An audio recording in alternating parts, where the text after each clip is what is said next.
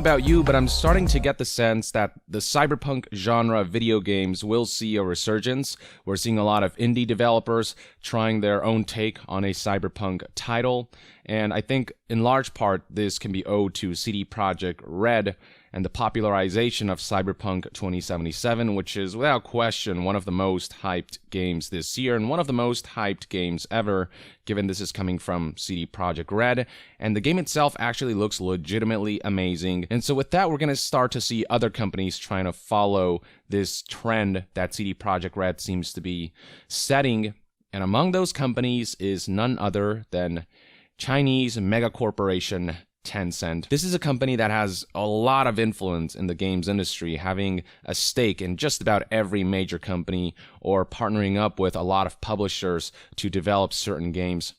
And on top of that, they do make certain games internally, but a lot of those projects have been on a smaller scale. And now with this new game right here, Code Sin, it looks like they're trying to make something a little bigger, a little larger scale. And this is a cyberpunk game. This is Tencent's own cyberpunk title, which is a little ironic given the cyberpunk genre is in large part a commentary on these types of megacorps. But anyway, on top of that, they do make aside, and let's actually take a look at a lot of those projects have been on a smaller scale. It is, and now with like this new game right here, looks rather cheap. It looks like they're trying to make Yikes looking, and I expected more out of a company that is straight up one of the biggest corporations in the world that just rakes in so much money, more so than even the biggest of AAA publishers out there. So let's check this out. This is called Code Sin, and again made by Tencent. They use Unreal Engine for this. The year is 2035, and here's what they say is in-engine footage. Welcome to Tencent Lightspeed Studios SYN, a tech demo for a globally marketed PC and console open-world FPS game. So it's a first-person shooter, that's what they say. Everything you see in this demo is not final. We universe. And so with a pet cougar of some sort. And so this is a demo of the character customization. And immediately jarring is how the character model looks very mannequin-like. Yet stylish, with various customization features. And look how unnerving this character model looks. Look at that face. That is a face that needs some exorcism. It looks very just doll-like. She looks like a toy that's kind of come to life, like a Barbie doll or something. It's very cosmetics, bizarre. Skins, and extremely realistic hair effects achieved with our strand-based hair system. Is this the second Strand-type game, ladies and gentlemen? Through cooperation with Epic Games. Ugh, God, it's very off-putting, this character model. I do like the level of customization that this game seems to be going for. That's a big plus. But everything about the graphics here it looks like toys come to life. The graphics just look like, I don't know, somewhat generic.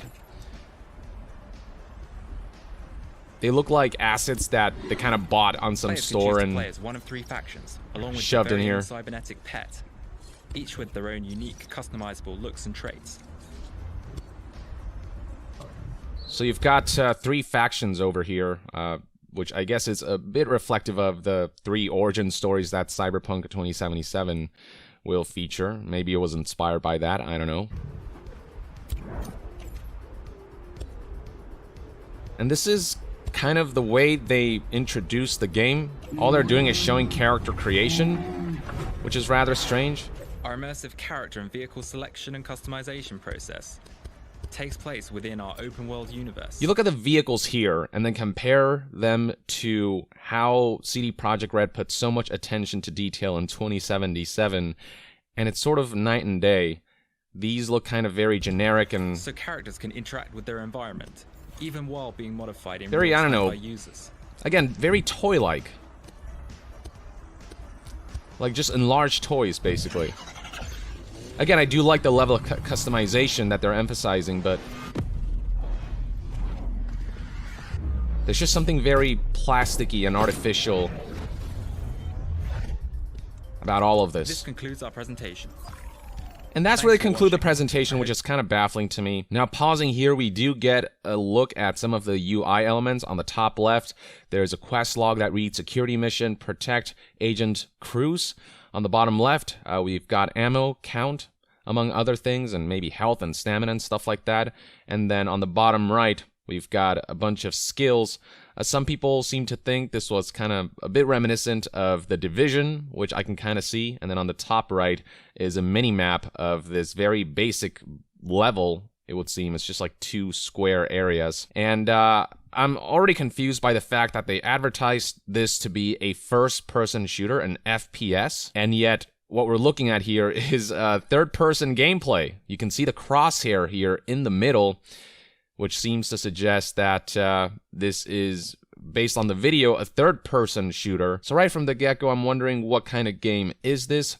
Apparently, they haven't really talked about exactly what this is, really, if it's even single-player or multiplayer. So news outlet PC Gamer kind of covered this in an article with a headline that reads, Sin is an open-world cyberpunk FPS in development at Tencent Games. Scrolling down here, they highlight how it is confirmed for both PC and consoles. It was announced at the company's annual conference at the weekend. Sin is the work of internal studio Lightspeed and Quantum Studios, which has previously worked on a PUBG mobile port. Gee, well, that's encouraging. There's no word on whether it's an online game, or if it's a single-player game, or if it's an online game with single-player components. It's just a really awful way to reveal a game if you want to try to get people excited about it, to just show a character creation. And I'm not the only one who seems to have these opinions. Scrolling down through the comments, you'll find comments that say stuff like, another gameplay trailer that contains 0 actual gameplay. So the game has the quality precisely reflected in the company's name, Tencent. Welp, no doubt then. Kid, Mom, can you buy me Cyberpunk 2077? Mom, we have Cyberpunk at home. Cyberpunk at home. Code Sin. This really does seem like it was a response to the hype surrounding Cyberpunk 2077 and Tencent trying to get in on that trend.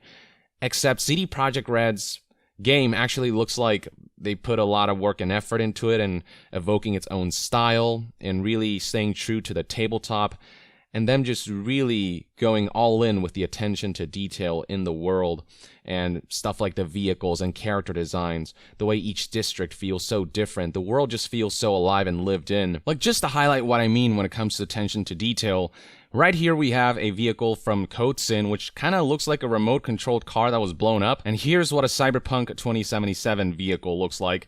I don't think I have to tell you that the difference between this and this is night and day. Here, the world feels kind of empty, kind of generic, again, very plasticky. There's no crowds anywhere, and again, there's just no hint as to what type of game this is. And then here's a concern from a lot of people. Let me guess, you will have to pay for cosmetic items. I would be surprised. I would be shocked if this were actually a purely single-player game that you pay $60 for with no microtransactions whatsoever. I have a feeling this is going to be a multiplayer-focused or online-focused title, and given Tencent's history, I have very little doubt that this game is going to be heavily monetized. All of the games that I've worked on, partnered on with other companies have all been heavily monetized, especially their mobile endeavors. I have little doubt that they will do the same. They're going to add the mobile business model to this title. And it's obviously too early to say, but you can kind of predict what a company is going to do based on their past history. And Tencent's history is not a pretty one as far as monetization goes. And that's another way that Cyberpunk 2077 differentiates itself from titles like this. Apart from the fact that it just generally looks better, CD Projekt Red's commitment to consumer friendliness, them saying we're not going to include any microtransactions, we're not going to include DRM when you buy the game on GOG. The standard edition comes with all of these goodies that you would normally find in a deluxe edition. CD Projekt is just a AAA company that behaves like an indie company, like an indie development studio, and that's what makes their game so special. And on top of that, they actually make good games, Witcher 3 being proof of that, and with the Cyberpunk 2077 previews being further proof of that. There's this expansive RPG. It's very appealing. Nothing about what I saw here in this very brief character creation demo just felt appealing in any way. Who knows, maybe if I see more of the game and what the actual gameplay is, I might be impressed. But first impressions matter, and where CD Projekt Red made a fantastic first impression with the first gameplay footage that they showed, Code Sin here, I'm just not impressed by the visual fidelity, the plasticky nature of everything really in this world, from character models to the buildings, the vehicles. I am not appealed by the fact that this is a Tencent game, given Tencent's history. This just looks like, I don't know, the poor man's Cyberpunk 2077. But that's just one man's take. Let me know in the comments below what your thoughts and opinions are on Code Sin by Tencent. And to be further updated on all things gaming news, reviews, and discussions, stay tuned right here on Yong Yeah. I'll see you guys next time. Yong out.